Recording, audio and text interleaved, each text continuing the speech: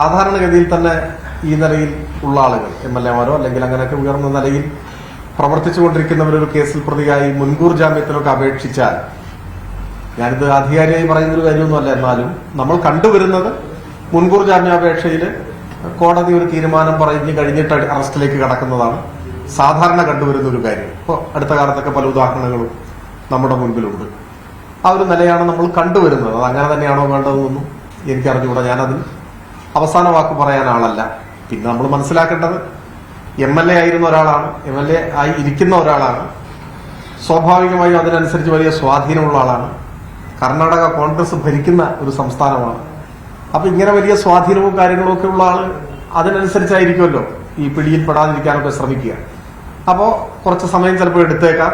എന്നാലും കേരളത്തിലെ പോലീസ് മറ്റു പല കേസുകളിലും അവരുടെ മികവ് കണക്കിലെടുക്കുമ്പോൾ വൈകാതെ തന്നെ ഇത്തരം കാര്യങ്ങളിലെല്ലാം ഉചിതമായിട്ടുള്ള അറസ്റ്റും നടപടികളും വരും എന്ന് നമുക്ക് പ്രതീക്ഷിക്കാം. അതിന് ഞാൻ അങ്ങനെ മാത്രമേ കാണുന്നു. ഇങ്ങനെ ഒരു ആരോപണം ഉണ്ടായപ്പോൾ അയാളെ പുറത്താക്കി അങ്ങനെ ഒരു നിലപാട് സ്വീകരിച്ചു. ഇതേ ഒരു നിലപാട് സ്വീകരിക്കാനുള്ള ആർജവം CPM ഉണ്ടോ എന്നൊരു മറുചോദ്യമാണ് പ്രതിപക്ഷ നേതാവ് ഉൾപ്പെടെ മുന്നോട്ട് വയ്ക്കുന്നത്. അത് ഈ ഒരു ഘട്ടത്തിൽ ഗതികേട് കൊണ്ട് ചോദിക്കുന്ന ഒരു ചോദ്യമാണ്.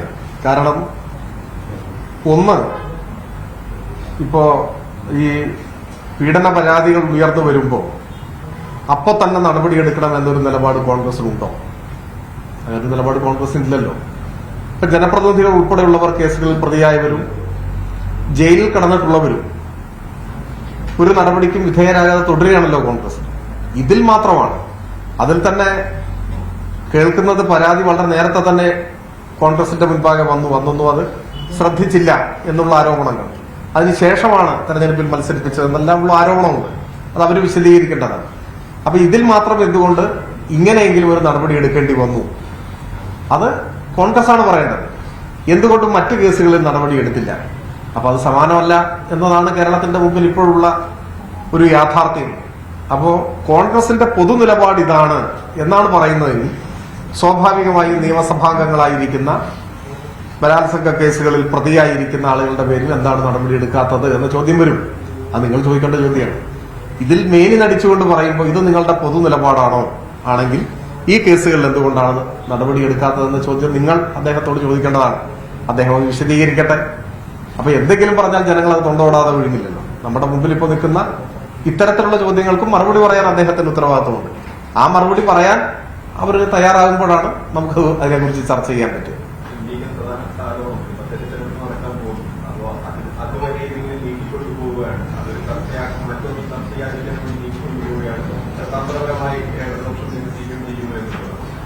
അങ്ങനെയുള്ള കുതന്ത്രങ്ങളൊന്നും ഇടതുപക്ഷത്തിനില്ല.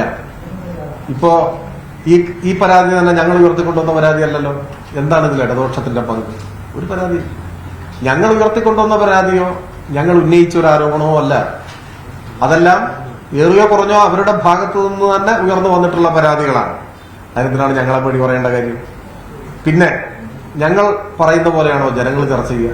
ഞങ്ങൾ ആഗ്രഹിക്കുന്നു ജനങ്ങൾക്ക് അതിനൊക്കെ, പ്രത്യേകിച്ച് മലയാളികൾക്ക് വിവേചന ബുദ്ധിയില്ല. എല്ലാ വിഷയങ്ങളും ചർച്ച ചെയ്യും. ഞാനിവിടെ ഈ മീറ്റ് ദ പ്രസ് ആരംഭിച്ചപ്പോഴും ഈ തെരഞ്ഞെടുപ്പ് സംബന്ധിച്ച് വിശദീകരിച്ച കാര്യങ്ങൾ സർക്കാരിന്റെ വികസന പ്രവർത്തനങ്ങളും ക്ഷേമ പദ്ധതികളുമല്ലേ. LDF ആഗ്രഹിക്കുന്നത് ഈ തെരഞ്ഞെടുപ്പിൽ ചർച്ച ചെയ്യേണ്ട ഏറ്റവും പ്രധാനപ്പെട്ട വിഷയം നാട്ടിൽ നടക്കുന്ന വികസന പ്രവർത്തനങ്ങൾ, ജനക്ഷേമ പദ്ധതികൾ, ഇത് കൂടുതൽ മെച്ചപ്പെടുത്തുന്നതിനെ കുറിച്ചുള്ള കാര്യങ്ങളാണ് ചർച്ച ചെയ്യേണ്ടത്. അതാണ് ഞങ്ങളുടെ ആഗ്രഹം. മറ്റൊരു താല്പര്യവും ഈ കാര്യത്തിൽ ഞങ്ങൾക്കില്ല. പിന്നെ ഉയർന്നു വരുന്ന ഓരോ വിഷയവും ജനങ്ങൾ ചർച്ച ചെയ്യും. അത് ജനങ്ങളുടെ ഒരു സ്വാതന്ത്ര്യമാണ്. അത്ര ഞങ്ങൾ ഇതിനെ കാണുന്നു.